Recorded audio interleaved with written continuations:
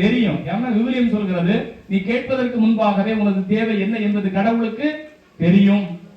ஆனாலும் உங்களுக்கு எது விருப்பமா இருக்கு என்ன செய்யுங்க, அதை கொடுங்க.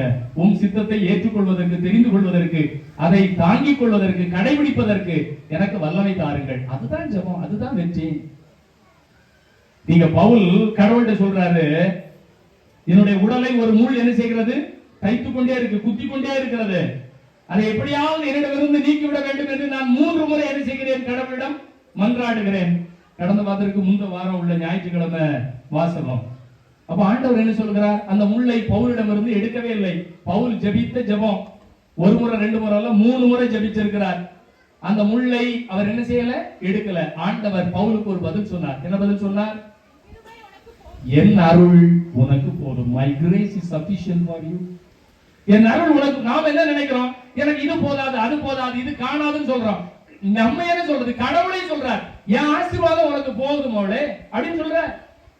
எனவே ஆண்டவர் சொல்கிறார், அவர் அருள் நமக்கு போதும். அதை ஏற்றுக்கொள்கிற மன தைரியம் நமக்கு வேண்டும். எனவே ஜெபம் என்பது நமக்கு ஜெயம் தரும். ஆனால் நாம் நினைப்பதை போல நாம் கேட்பதெல்லாம் கிடைத்தால் தான் அது வெற்றி என்று அல்ல. நாம் கேட்டது கிடைக்கவில்லை என்றால் ரொம்ப சந்தோஷப்படணும். ஏன் தெரியுமா, நான் கேட்டது என்னுடைய பிளான், என்னுடைய திட்டம், என்னுடைய விருப்பம், என்னுடைய எதிர்பார்ப்பு, அது நடக்கல, என் திட்டம் ஃபெயிலியர் ஆயிட்டு. அப்போ கடவுள் எனக்கென்று ஒரு பிளான் வச்சிருக்கிறார், கடவுள் எனக்கென்று ஒரு திட்டம் வைத்திருக்கிறார்.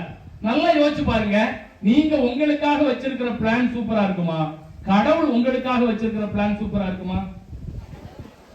அவருடைய பிளான் தானே பெஸ்ட். நம்ம பிளான் அந்த அளவுக்கு எல்லாம் ஈக்குவலா வராதுல்ல. அப்ப நம்ம பிளான் தோத்துட்டா ஏன் கவலைப்படுறீங்க? கடவுள் வச்சிருக்கிற பிளான் தான் என்ன செய்ய போகுது, ஜெயிக்க போகுது. தந்தையே துன்பக்கலம் அகலட்டும், இயேசுவுடைய பிளான். ஆனா நீங்க சொல்ற மாதிரி அவர் பிளான் அங்க சக்சஸ் ஆகல. தந்தை கடவுளின் திட்டம் தான் வெற்றி பெற்றது. எனவேதான் மண்ணில் புதைக்கப்பட்டாலும் 3 நாட்களில் விதையாய் மீண்டும் முளைத்தார், உயிர்த்தார். அதுதான் வெற்றி. அது தந்தை கடவுளுடைய திட்டம். நம்முடைய வாழ்க்கையிலும் அப்படித்தான். பல நேரங்களில் தோற்று போவதை போல, வீழ்ந்து போவதை போல, ஒன்றும் இல்லாத தரித்திரத்தை போல உணரலாம்.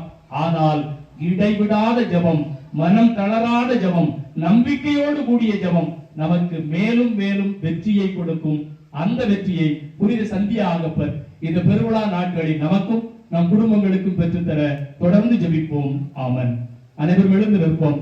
நம்முடைய வேண்டுதல்கள், விண்ணப்பங்கள், மன்றாட்டுகளை நம்பிக்கையோடு அவர் திருப்பாதம் ஒப்புக் கொடுப்போம்.